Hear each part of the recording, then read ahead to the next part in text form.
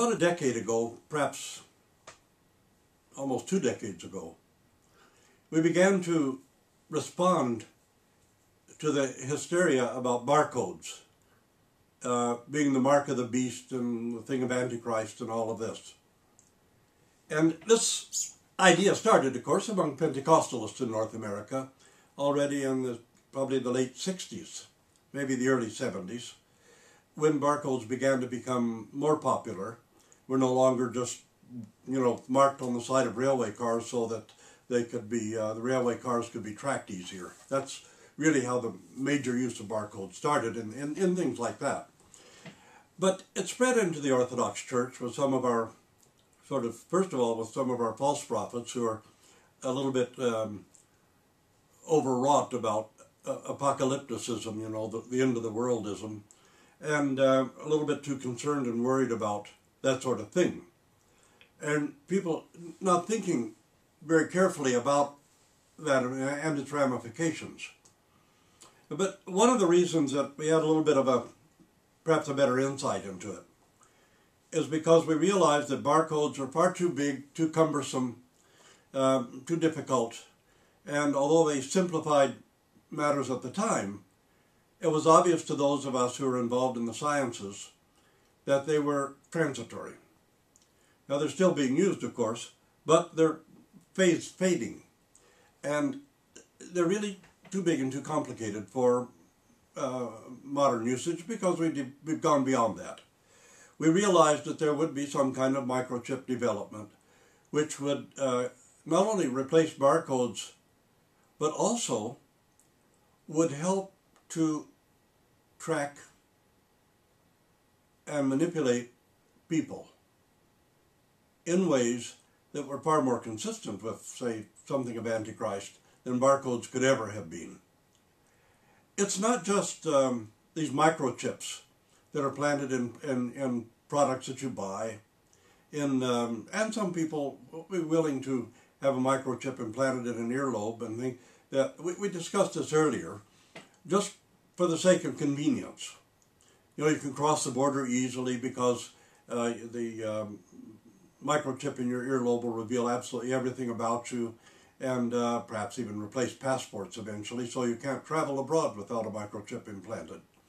Now, face recognition, the reading of the irises of the eyes, all of these things have left barcodes in the dust.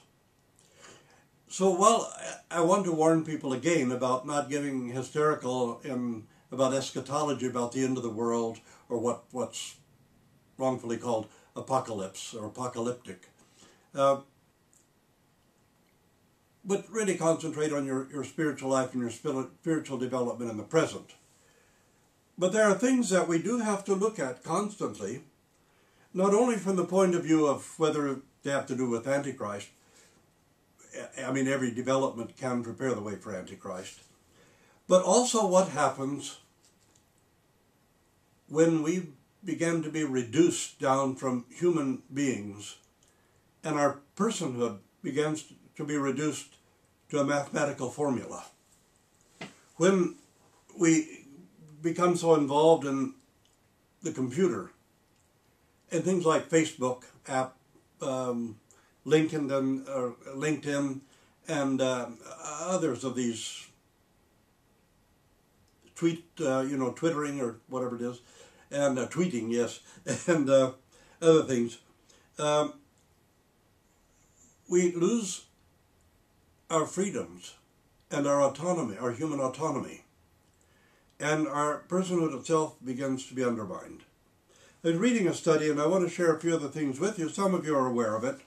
Some of you, I think, are aware that there are microchips placed in a lot of products that we buy, and that when those are scanned, together with our credit card or bank card, or the membership number that you have in a supermarket that gives you a discount, this information all coagulates. And it's used primarily in marketing. But people are taking all this information. They know who you are, what you buy regularly, the things you shop for the most often, where you shop the most often. And this is all tied together with the information from the last 4 digits of your credit card. And believe me, your credit card's information is not particularly private. Your bank card or the information in your membership number at the supermarket or other store. And this is fed into marketing groups. But also, it's available to the government. If the government wants it, all they have to do is make enabling legislation and get it. It's as simple as that. You know, they're doing this with Google and other things. But there's another aspect to it, and that is that the kind of information seeking we do on the internet has a profound effect on the human brain. And it's actually driving a rapid evolution in the brain itself. And I'm not going to talk about that too much right now. I'm going to prepare a paper on it first, and then we'll discuss it on our YouTube channel. But among the software that's now being used in industry, and I'm going to read this directly from a research thing on it. Google and company have perfected on the web as nothing new. The company has been drawing up profiles of each of its employees. IBM, for example, has been drawing up profiles of each of its employees for years. Now, these profiles are extremely detailed, covering everything from employee commuting to information on who your personal friends are. Read Facebook, for example. It's available to these people. Microsoft has developed new software that lets a company register your pulse, your blood pressure, your facial expressions when you're using your computer. And according to the company's patent application, the system informs managers which of their employees are experiencing frustration or stress and which are best able to deal with stress and pressure. This is going into your file, wherever you work.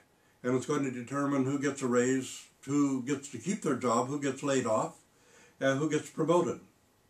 And it's going to be based on the reading of your facial expressions more than anything else. The New York-based company Sense Networks analyzes the movement profiles of cell phone users to find out things like whether they spend time in financial districts, go to restaurants often, or even live unbalanced lives. Such data is not only of interest to advertisers, but also to potential employers and your own employers and to the government in various ways. Do you go to a strip joint? Your cell phone goes with you. Do you go to a gambling casino? Your cell phone goes with you. You go to church, your cell phone's usually in your pocket, and hopefully you've turned it off. Do you go to lectures? What kind of lectures? Your cell phone goes with you. So everything you do where you carry your cell phone, you're potentially being tracked. And people are making notes of it. And they're using it for marketing purposes, but it's also a form of surveillance. And under the Americans have something called the Patriot Act, and of course they have access to all this information. None of this information can be withheld from them. So government files are being established about you as well. And your autonomy is being taken away, not in little ways, but it's being taken away in rather large ways. They know who you're talking to and what it's about. The technology company Catafora scans employee-to-employee messages, resulting in a complete and clear overview of the communication structure in an organization. Who is talking to whom and in what language? How long do the exchanges last? Is there anyone who someone never has contact with? The nature of these, whether they sound balanced, whether they sound like you're in control, whether they sound like you're under stress, whether the wording of your email reveals anything that might be a problem. All these things are available not only to your employers. The Japanese telecommunications company KDDI has developed a technology that analyzes data from cell phone motion sensors. The system can determine if a person is moving, running, or performing some other type of complex action. It's a surveillance tool that can evaluate every move an employee makes. And it can evaluate every move you make when you're not in the workplace. So barcodes, forget them. They're nothing. They're much, much more serious things. Facebook analysis is another very critical and very dangerous thing. People have a compulsion to put things on Facebook that really shouldn't be there. Even the photograph you choose to put on Facebook can say a lot about you. Here are certain postures, the way that computers can read the photo that you put on Facebook. Are you down to earth? Do you have a lust for life? Are you a risk taker? Are you negligent? Here's an analysis at different angles and different zooms of a person's face on Facebook. The full face, the total structure may show somebody as shy, introverted, a loner, possibly harboring a dark secret. An average character of diverse interests. An extrovert, open, or possibly an adept and manipulative power seeker. Serious, possibly a writer or a poet, conversely a murderer or both. They have programs that analyze your face as your picture and pictures are shown on your Facebook and create a file about you. Think about it. So let's not worry about barcodes. Let's worry about things that are far more serious. And don't think about it only in terms of apocalypse or antichrist. Think about it in terms of fascism, of communism, of all of these systems that try to totally control the individuals within a given society, to try to spy on them and know everything they did at all times, and to gain more and more power from some central power authority over people. And the kind of marketing that takes place. The fact that through all of these various functions and groups that we belong to on computers, clubs, organizations, Facebook, all of these, what we search for on Google.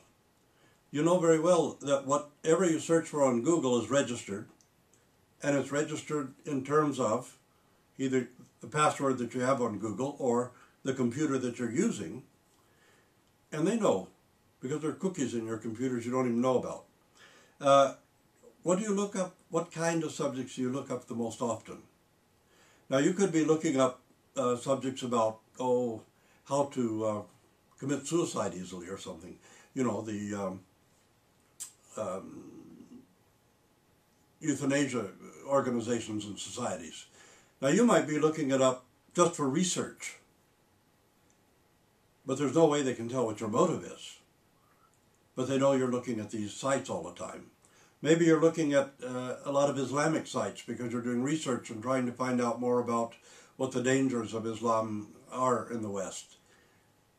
But that isn't what's being registered. It's being registered that you're surfing Islamic sites constantly. So suddenly you might find yourself barred from getting on an airplane, simply because you were doing research on Islam, but the computer can't tell your motives. It can only tell which sites you're accessing the most often. So these are some of the dangers that we face and things we need to think about more often. And not even in an apocalyptic term, but just about trying to maintain democracy itself and human autonomy. So we'll talk about the other aspects a little later.